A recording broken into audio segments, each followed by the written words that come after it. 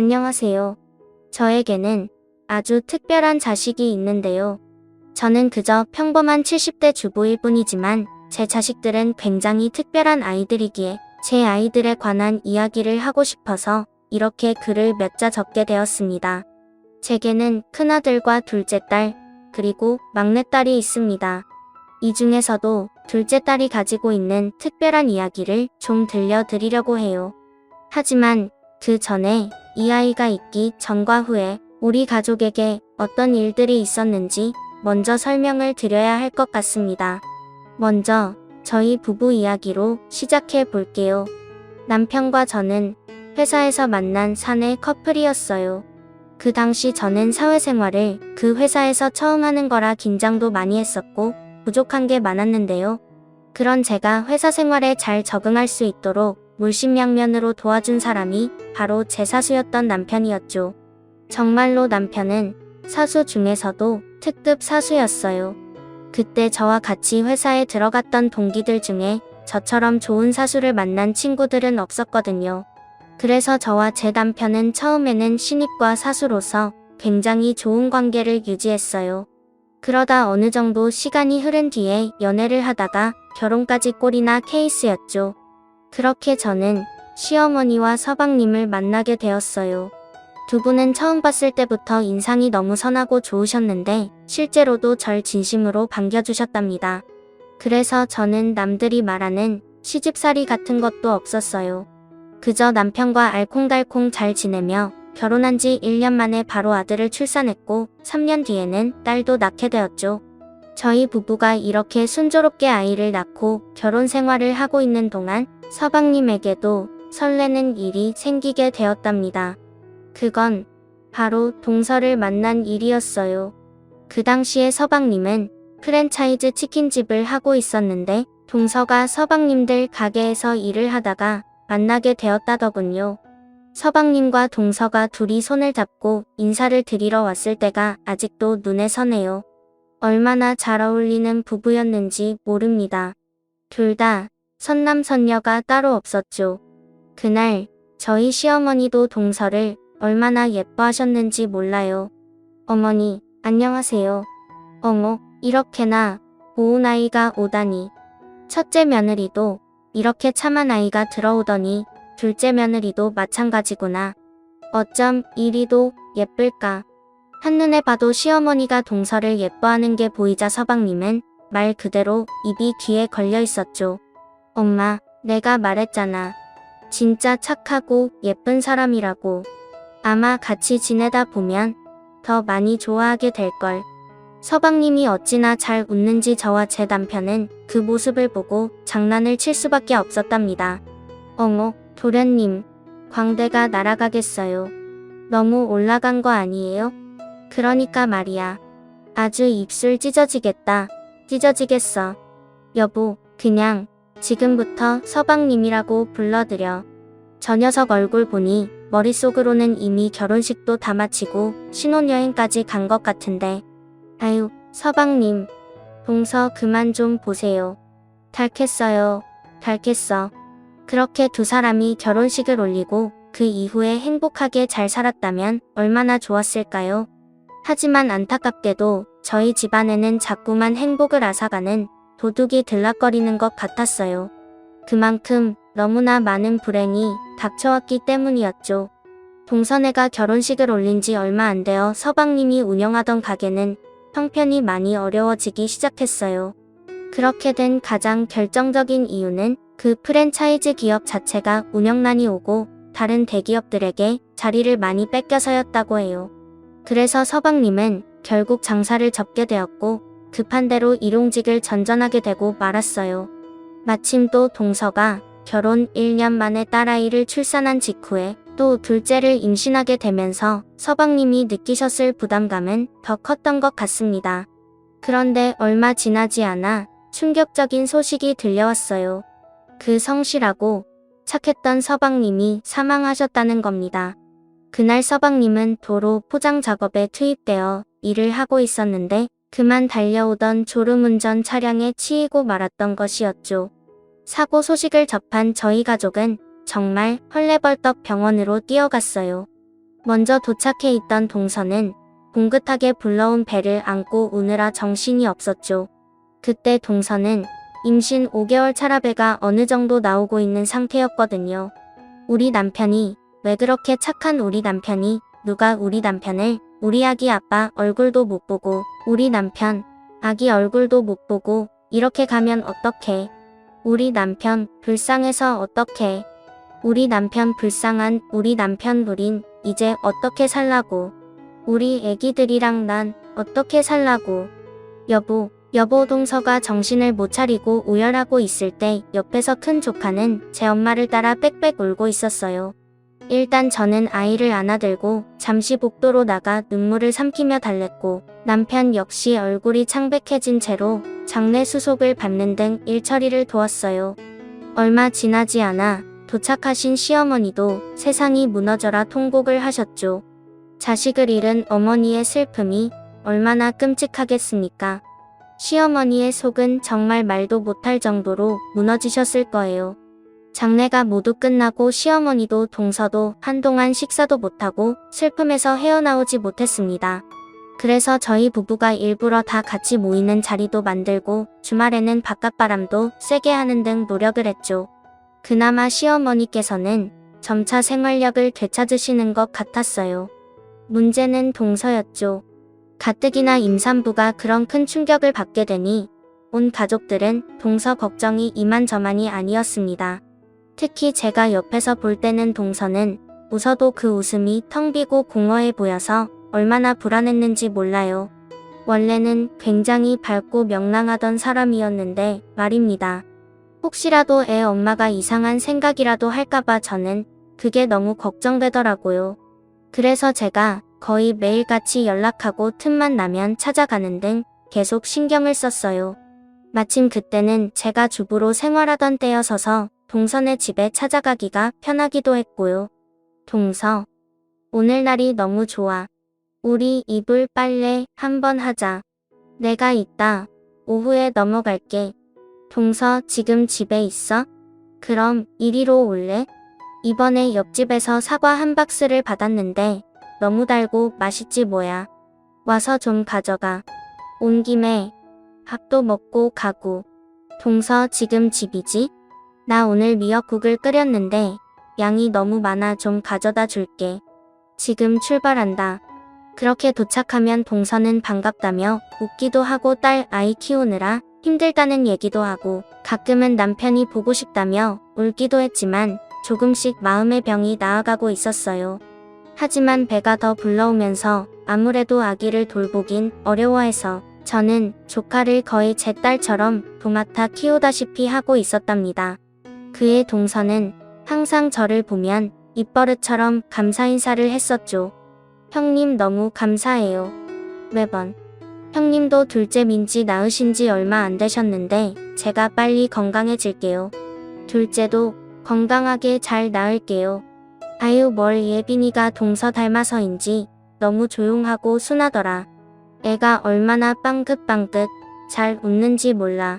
애들 보는 건 하나도 힘들지 않으니까 그런 걱정하지 말고 동서는 몸이나 신경 써. 저는 정말 진심으로 이야기를 했고 또 전부 사실이기도 했답니다. 당시엔 저희 아들이 막 4살이 되었을 때고 조카는 2돌이 찼을 때였죠.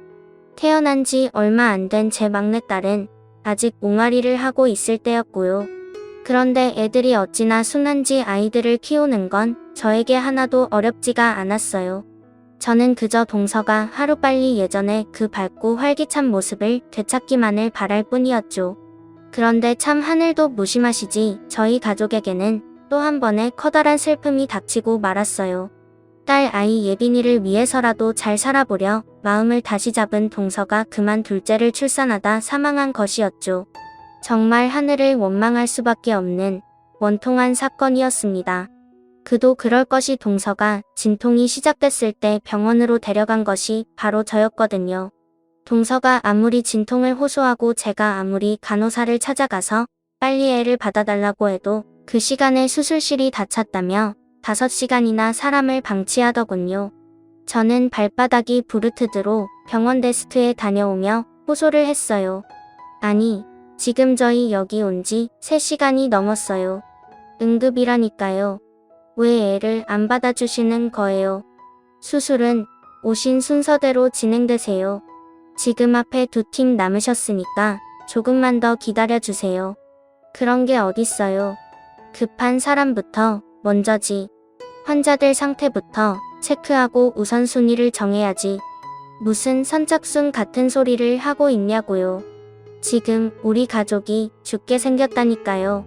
산모도 애도 잘못되면 간호사님이 책임지실 거예요. 체크하고 말씀드리는 겁니다. 자리에 가서 기다리세요.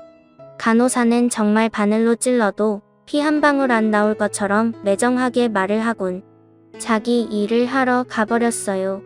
요즘에야 CCTV도 잘 되어 있고 인터넷도 빨라서 다른 곳을 바로 옮기던지 하겠지만 그 당시에 그런 게 어디 있나요? 저희 지역에서 제일 큰 병원이라고는 그곳밖에 없었고 다른 지역에 있는 병원으로 빨리 옮기는 일은 막막하기만 했을 뿐이었죠. 그렇게 5시간 만에 수술실에 들어간 동서는 결국 제왕절개를 통해 아이를 낳았지만 아이는 출산 후 1시간 만에 산모였던 동서는 하루 만에 하늘나라로 가버렸어요. 저희 가족은 그 모든 상황을 눈으로 보고도 믿을 수가 없었죠. 소식을 전하는 의사의 말은 황당하기만 했습니다. 출산 중 태아 곤란증이 발생해 이런 문제가 생긴 것 같습니다. 저는 기가 차서 쏘아붙였죠. 그게 무슨 말이에요? 태아랑 산모 모두 건강했다고요? 건강한 태아에게도 이런 일이 발생할 수 있습니다. 유감입니다. 그 뻔뻔한 의사의 말을 듣고 옆에 있던 남편도 고함을 지르며 대응했습니다. 뭐라고요? 당신들이 처음부터 수술을 제대로 진행했으면 이런 일이 일어났겠어? 그럼 산모는 왜 죽게 내버려뒀냐고? 당신들 도대체 무슨 짓을 한 거야? 똑바로 말 안 해? 그간의 기록을 살펴보니 산모분은 원래 건강 상태가 그다지 좋지 않았고 약간의 저혈압 증상이 있었습니다. 그래서 수술 후 저혈압 쇼크가 찾아왔던 것 같은데요. 저희도 최대한 막아보려 했지만 역부족이었습니다. 말 같지도 않은 소리 하지 마. 당신들이 언제 최대한 막아보려 했다는 거야?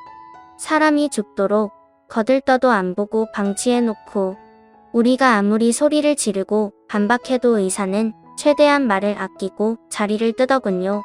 아무리 불러세우고 남편이 멱살을 잡으려고 해도 다른 보안팀 직원에게 제지당할 뿐이었어요.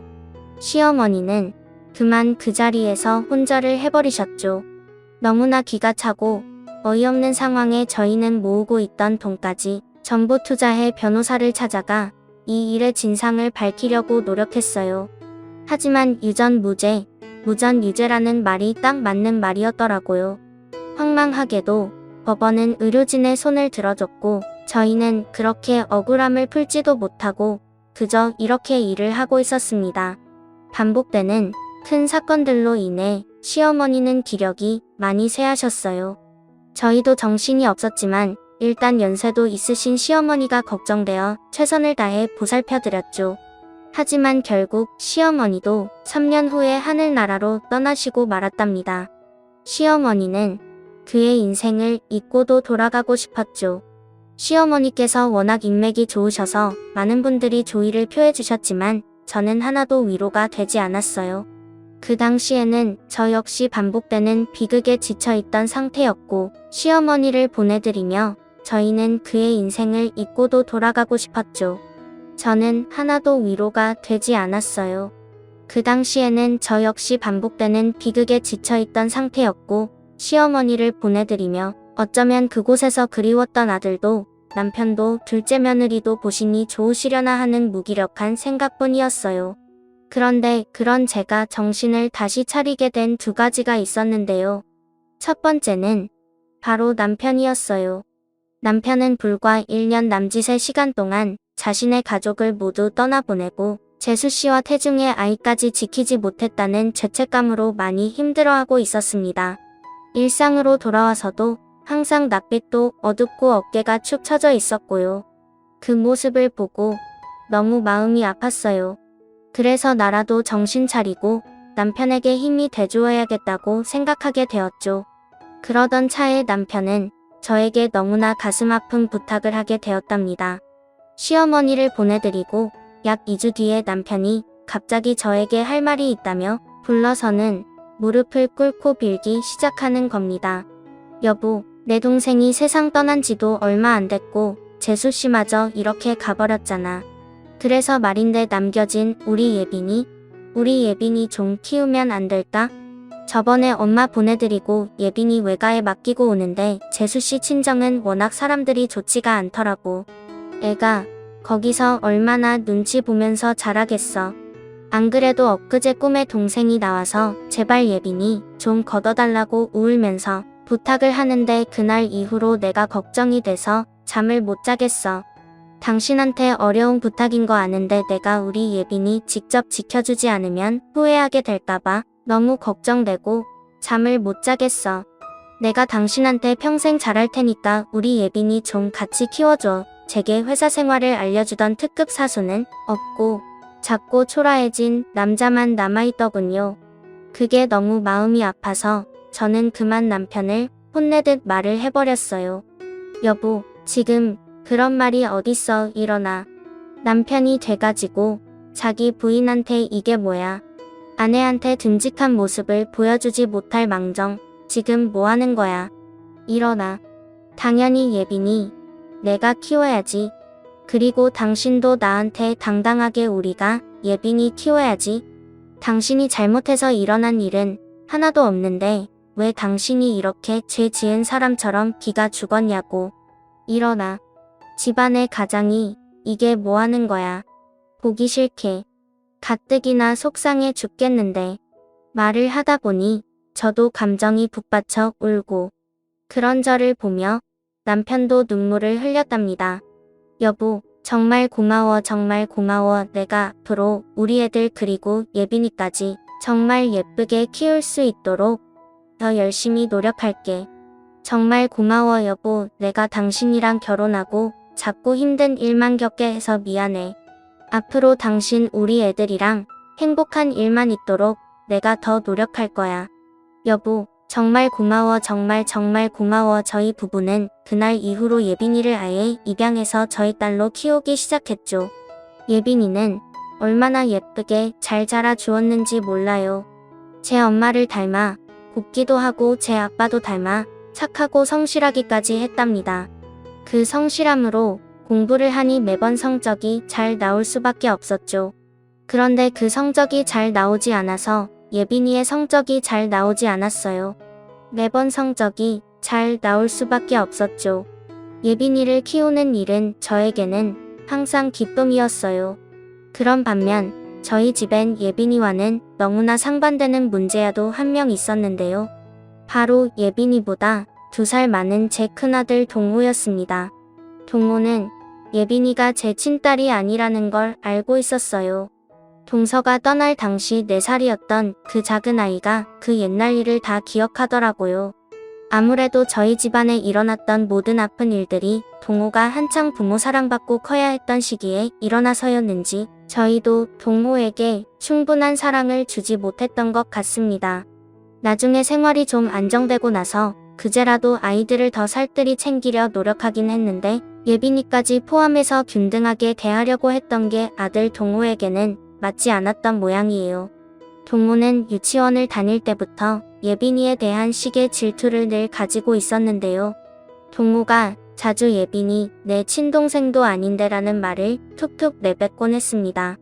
엄마 예빈이 내 친동생도 아닌데 왜 자꾸 양보하라 그래. 엄마 예빈이 내 친동생도 아닌데 왜 우리 집에서 같이 살아. 엄마 내가 엄마 진짜 아들인데 왜 나한테 더 잘해주지 않아. 그럴 때마다 저는 동호에게 예빈이도 똑같이 엄마 자식이고 엄마는 동호도 예빈이도 막내 민지도 똑같이 사랑한다고 설명해 주었죠. 하지만 동호의 엇나간 마음은 쉽게 돌아오지 않는 것 같았어요. 심지어는 제가 없을 때 예빈이를 괴롭히기도 하는 것 같더라고요. 그 일을 직접적으로 목격하게 된 날 저는 큰 충격을 받을 수밖에 없었답니다. 하루는 몸이 좋지 않아 반차를 내고 집에 일찍 들어오게 되었어요. 당시 애들이 나란히 초등학교를 다니고 있을 때라 제가 없어도 집에서 잘 지냈기에 저도 일을 다시 시작하고 있었거든요. 그런데 제가 집 안으로 들어오자 큰아들 동호가 예빈이에게 포근한 마음을 가지고 그때만 해도 아직 조그만 어린애에 불과했는데도 미움이 가득한 말을 하길래 정말 깜짝 놀랐어요. 야, 너 진짜 우리 가족도 아니면서 왜 자꾸 여기서 사냐고. 너 빨리 어디든 안 나가? 나가라고. 넌 여기 있을 게 아니라 보육원이나 고아원 같은 데 가야 돼. 너 고아원이 뭔지 알아? 보육원 같은 거 들어봤지? 빨리 나가서 넌 그리로 들어가. 내가 있으니까 엄마가 진짜 가족인 나랑 민지한테 줄 사랑을 제대로 못 주고 있잖아. 다 너 때문이라고. 나가. 양심이 있으면 나가라고. 저는 그 말을 듣고 즉시 애들 방문을 열어줘 치고 들어가 아들을 크게 혼내기 시작했어요. 헤헤. 이 애끼 신동우 너 그저 그런 못된 말을 배웠어? 너 이리 와. 엄마한테 오늘 혼 좀 나자. 이리 와. 엄마가 몇 번을 말했어. 예빈이도 똑같은 내 동생이고 엄마 자식이야. 너 학교에서 동생 때리면 된다고 배웠어? 안 된다고 배웠어? 너 이리 안 와? 안 되겠다. 엄마 해철이 가지고 와야겠어. 너 이리 와. 내가 뭘 잘못했다는 거야? 내가 틀린 말 했어? 엄마는 왜 자꾸 얘가 왜 내 동생이라는 거야? 제가 우리 집에서 양심도 없이 자꾸 똑같은 취급 받으려고 하잖아. 엄마는 진짜 자식인 우리를 더 좋아해야지.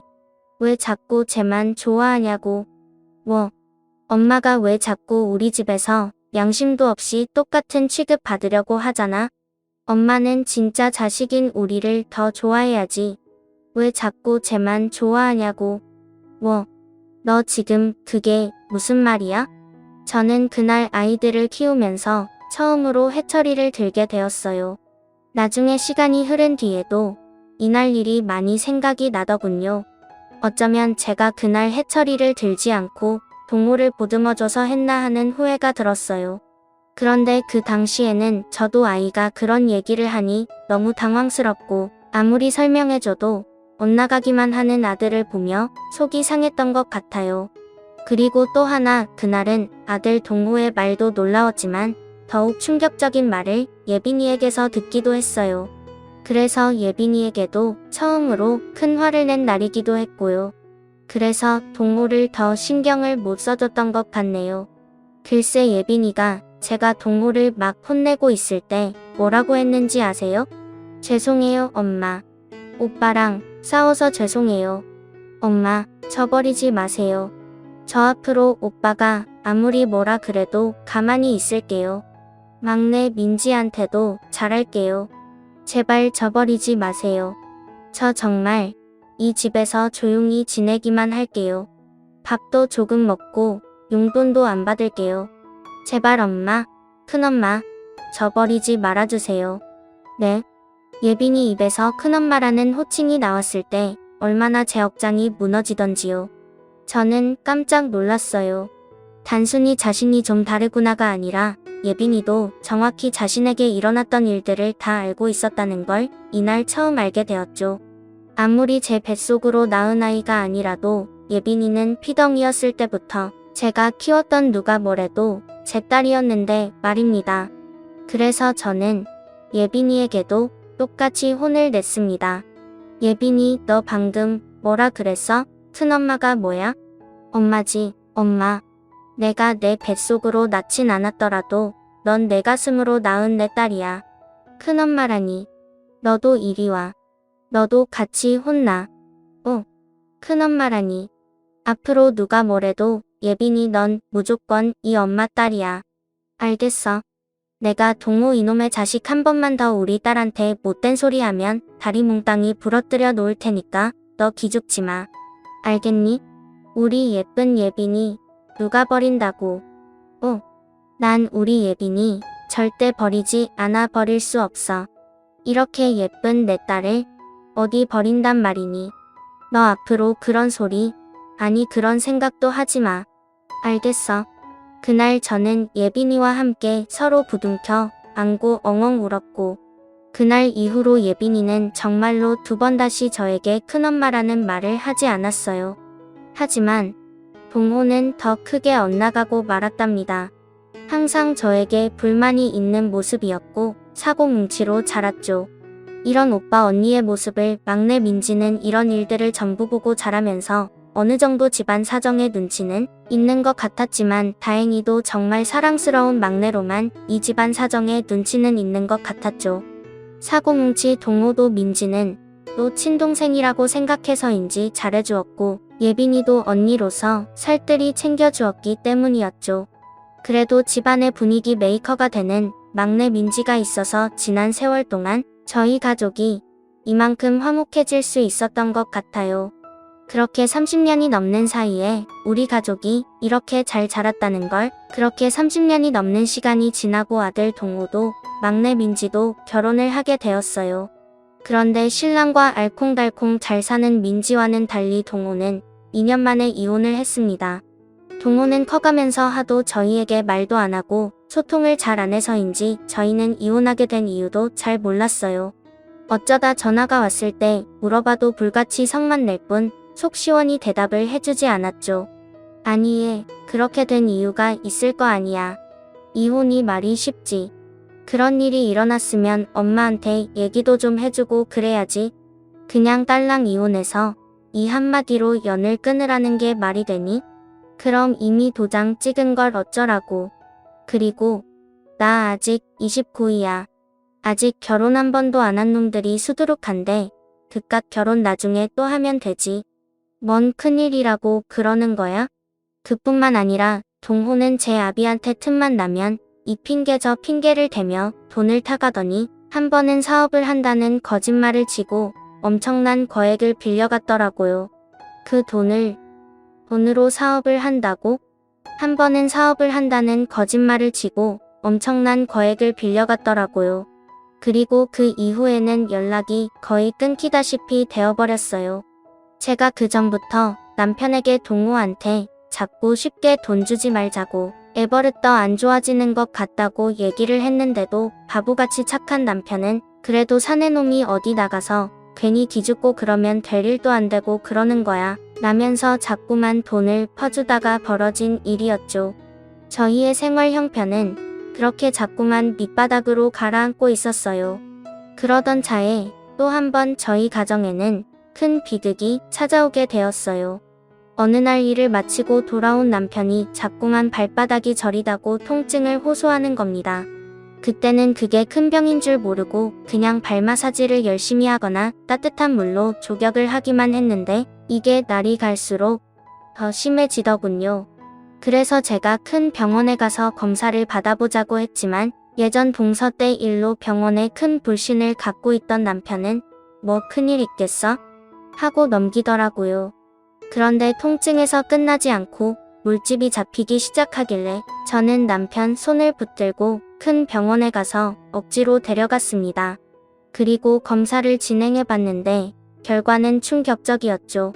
의사 입에서 나오는 말은 도저히 믿을 수가 없었어요. 아버님, 당뇨가 이렇게 심하신데 왜 이제야 병원에 오신 겁니까? 지금 발바닥에 피가 통하지 않아 통증이 생기시는 거예요. 당뇨 합병증이시고요. 이미 괴사가 진행되고 있어서 곧바로 치료를 들어가더라도 얼마나 복구되실지 장담할 수 없습니다. 말 그대로 눈앞이 캄캄해지는 것 같았죠. 애꿎은 남편에게 왜 진작 말하지 않았냐고 소리를 쳤지만 이미 제대로 치료를 할 수 있는 시기가 지났다고 하니 할 수 있는 게 많지 않았어요. 저는 있는 돈 없는 돈까지 전부 긁어모아 치료를 진행했지만 병원비를 감당할 수 없었죠. 그래서 병원에 가서 치료를 진행했지만 병원비를 감당할 수 없었고 결국 남편은 오른쪽 발을 절단하고 의족을 찰 수밖에 없었답니다. 이 소식을 듣고 저희 두 딸 예빈이와 민지는 어떻게든 도움을 주려고 했지만 결국 의족을 찬 아버지를 보고 굉장히 슬퍼했죠. 하지만 인생사 세옹지 마라고 했던가요? 당시 로스쿨을 다니고 있던 예빈이는 더욱 도끼를 품고 공부를 열심히 하기 시작했어요. 그리고 로스쿨을 마치고 나서 뒤이어 한 번의 변호사 시험까지 붙어버리는 기염을 토했고요. 안 그래도 예빈이는 어렸을 때부터 줄곧 변호사가 되겠다는 꿈을 가지고 있었는데 그 이유는 바로 자신의 생모가 의료진 부주의로 사망했음에도 불구하고 제대로 된 보상도 받지 못하고 법정 싸움에서 지고 말았다는 이야기를 알게 되었기 때문이었답니다. 그래서 예빈이는 항상 입버릇처럼 제게 말하곤 했어요. 저는 꼭 변호사가 돼서 억울한 일을 당하는 사람들을 도와주는 일을 할 거예요. 의료사건을 전문적으로 맡는 변호사가 있대요. 변호사도 다 각자의 분야를 정해야 한다는데 저는 이미 정했어요. 그래, 우리 딸. 나이고 기특해라. 그래서 이렇게 열심히 공부했구나. 엄마가 늘 응원할게. 그랬던 우리 예빈이가 변호사 시험 결과가 나오는 날 저희 집으로 와서 안겨올 때 얼마나 감격스러웠는지 모릅니다. 예빈이는 울먹거리면서 저희에게 합격 소식을 알려왔어요. 그동안 밤늦게까지 공부하며 고생했던 예빈이의 노력이 빛을 발하게 되었다니 정말 날아갈 정도로 기뻤죠. 얼마 지나지 않아 예빈이는 변호사 사무실에 취직해서 일을 하기 시작했답니다. 예전부터 본인이 얘기해왔던 의료사고를 전문으로 다루는 변호사가 된 것이죠. 그런 우리 딸이 얼마나 뿌듯하고 자랑스러웠는지. 그뿐만 아니라 예빈이는 3년 후에 또 다른 기쁜 소식을 제게 가져다 주었어요. 바로 결혼할 사람이 생겼다는 것이었죠. 안녕하세요. 어머님 아버님 박창진이라고 합니다. 아이고 어서와요. 세상에 변호사 양반이라더니 인물도 펀치라고 반가워요. 예빈이가 데려온 사위는 예빈이보다 7살 많은 변호사 선배였는데요. 같은 로스쿨 선수로서는 예빈이가 이렇게 잘 지내셨다고 합니다. 같은 로스쿨 선후배로서 만남을 이어오다가 연인 사이로 발전한 모양이었습니다. 한눈에 봐도 너무나 잘 어울리는 한상이었고 그렇게 둘은 결혼을 하게 되었죠. 결혼식 혼주석에는 남편과 제가 나란히 앉았어요. 남편은 의족을 최대한 가리기 위해 일부러 안쪽에 자리했고요. 그날 예빈이는 하염없이 눈물을 흘렸어요. 특히 제가 있는 쪽으로 오기만 하면 더욱 눈물을 쏟더군요. 양가 부모님께 인사를 올리기 위해 왔다가 제 얼굴은 쳐다도 못 보고 오는 예빈이를 보고 저 역시 하염없이 울었죠. 그때 생각만 하면 아직도 심장이 울렁이고 눈물이 납니다. 시간이 많이 지났는데도 지금 이 글을 쓰고 있는 순간조차 눈물이 앞을 가리네요. 아마 그날의 기억은 평생 제게 잊혀지지 않을 거예요. 눈부신 드레스를 입은 예빈이를 보니까 예빈이를 처음 봤을 때 동서의 품에 안겨있던 갓난아이였을 때랑 제 아빠의 장례식장 한 구석에서 빽빽 울던 때, 그리고 우리 집으로 들어왔을 때 초등학교, 중고등학교 때 그 무수히 많은 순간들이 한순간에 스쳐 지나갔어요. 그리고 그런 순간들을 보내고 지금 이렇게 예쁜 신부가 되었다는 것에 오만 가지 감정이 북받쳐 오르더군요. 아마 예빈이도 마찬가지였을 겁니다. 그래서 그렇게 심하게 눈물을 흘렸겠죠. 우리 둘이 너무 우니까 분위기가 조금 무거워졌는지 사회자가 일부러 장난을 막 치더군요. 아이고, 우리 신부님 그렇게 시집가기 싫으세요? 신부님이 우리 어머니가 너무 좋으신가 보다. 설마 지금 이 결혼 협박당해서 하는 거 아니죠? 예빈이와 저는 그 순간에만 울다 말고 웃었던 기억이 있네요. 그런데 그렇게 예쁘게 결혼한 지 얼마 되지 않았던 어느 날 갑자기 사위가 저와 남편을 찾아왔더라고요. 저희는 말도 없이 찾아온 사위를 보고 어리둥절했죠. 자네 연락도 없이 여기 무슨 일인가? 예빈이랑 무슨 일이 있어? 아닙니다. 어머님, 아버님 오늘은 제가 두 분께 드릴 말씀이 있어서 온 겁니다. 무슨 말인가? 여기 주소로 한번 가보시겠어요? 이곳으로 가보시면 어머님, 아버님께 특별한 소식이 들려올 겁니다. 뭐 알겠네. 다른 일은 없고? 네, 그게 답니다. 사위는 사람, 좋은 웃음만 지을 뿐 별다른 말을 안 해주더라고요. 그래서 그 다다음 날 예빈이가 우리 집으로 오기로 한 날에 예빈이 차를 타고 그 집 주소에 가봤답니다. 그랬더니 거기에서 무슨 일이 일어났는 줄 아세요?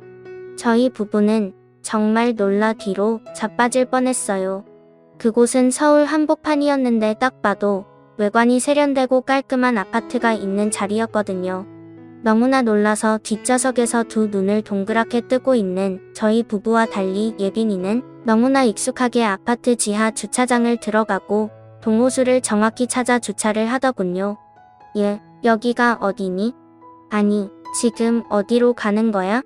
엄마, 놀래키지 말고 말 좀 해봐. 올라가면 말씀드릴게요. 일단 따라오세요. 아빠도 어서 오시고요. 그렇게 엘리베이터를 타고 올라간 곳에는 32평짜리 훤한 집이 있었죠. 예빈이는 비밀번호도 척척 누르고 들어가 저희에게 집을 보여주며 말했답니다. 엄마, 아빠, 두 분 사실 집이에요. 가구도 전부 들여놨으니 두 분 오늘부터 바로 여기서 지내시면 돼요. 환하게 웃는 예빈이의 말을 듣고 저희는 어안이 벙벙할 정도로 놀랐어요. 현실 같지가 않았달까요? 그리고 예빈이가 집안 구석구석을 설명해주자 그제서야 정신이 들어 손사래를 쳤습니다. 아이고, 우린 이런 거 못 받는다. 너 지금 너희 남편이랑 같이 더 잘 살아갈 생각해도 모자랄 판에 우리가 염치도 없이 어떻게 이런 걸 받니? 아유, 됐어.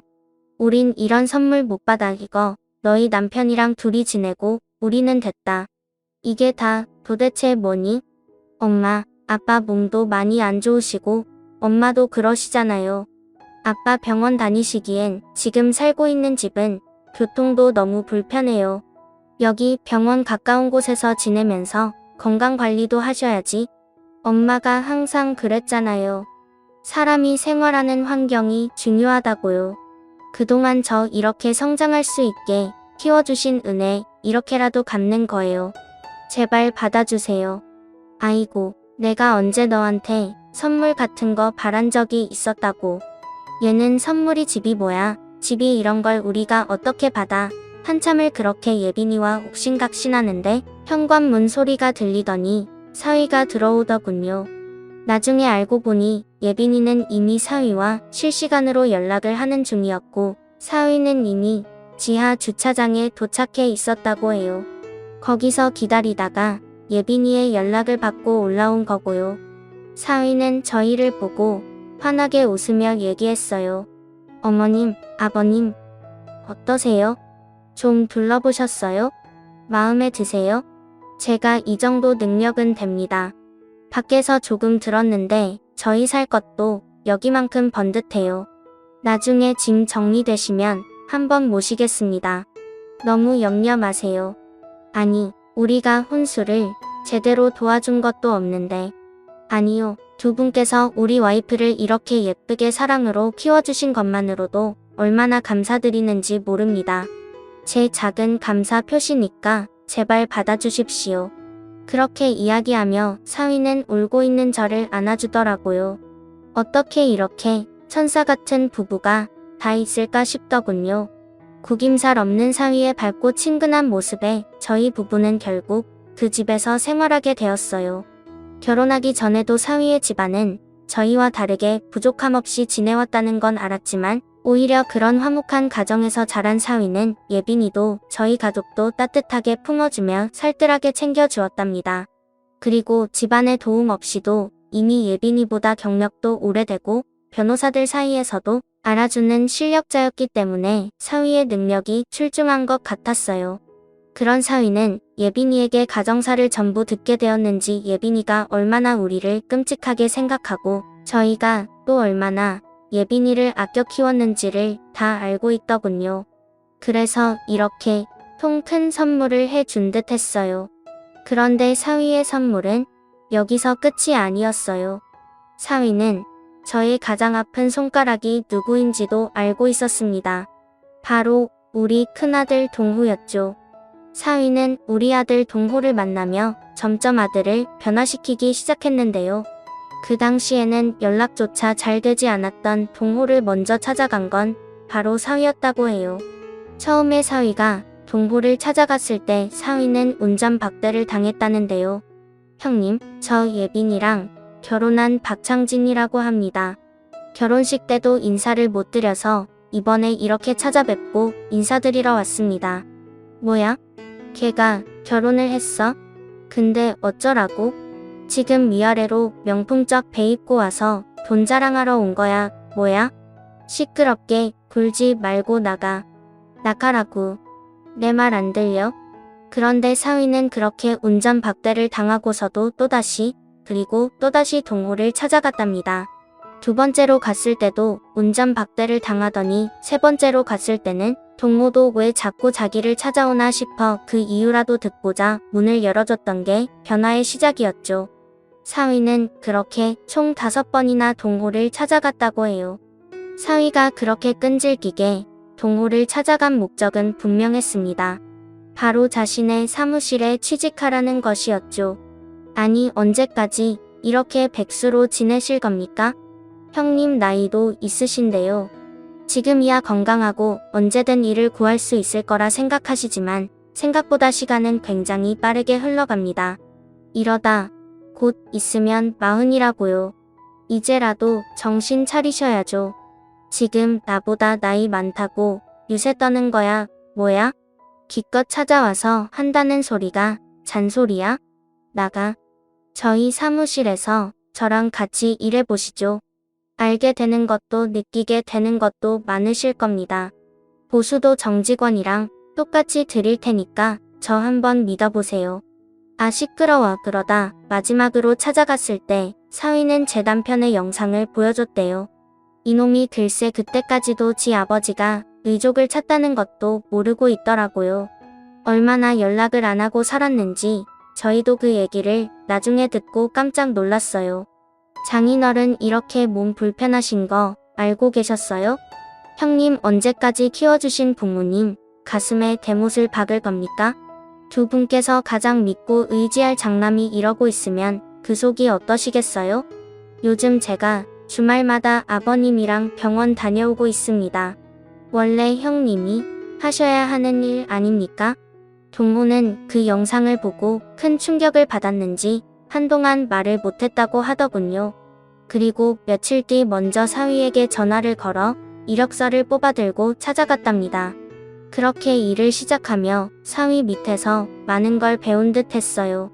우리 예빈이와 마찬가지로 사위도 전문 분야가 있었는데 그게 바로 교통사고였다고 해요. 그런 곳에서 일을 하다 보니 억울하게 사고를 당하거나 심지어 목숨을 잃는 사람들도 보고 명백한 잘못을 저지르고도 후회하거나 뉘우침이 없는 사람도 보고 정말 다양한 사건 사고들을 목격하게 되었나 봅니다. 동호가 저희에게 먼저 연락한 건 사위의 사무실에서 일을 시작한 지 1년이 되었을 때였어요. 그동안 사위를 통해 동호 소식을 듣던 저희 부부는 추석 명절에 동호가 찾아온다는 연락을 받고 새벽부터 일어나 기다리고 있었죠. 나이가 드니 아침잠도 없고 몇 년 만에 아들 얼굴을 보게 되니 도저히 누워있을 수가 없더라고요. 연휴의 첫날 오전 기상청에서 일을 시작한 지 1년이 되었을 때였어요. 연휴의 첫날 오전 일찍 찾아온 동호는 저희 부부를 보고 무릎을 꿇고 울었어요. 죄송해요. 엄마, 아버지. 제가 그동안 너무 막 살았어요. 제가 그동안 저만 망친 게 아니라 엄마랑 아버지 속을 전부 망쳐놓고 없던 병도 생기게 했어요. 원래 그러려던 게 아니었는데 자꾸 미운 감정만 들고 미운 생각만 들어서 제 주변 사람 전부 상처 주고 살아버렸네요. 저 이제라도 달라지려고요.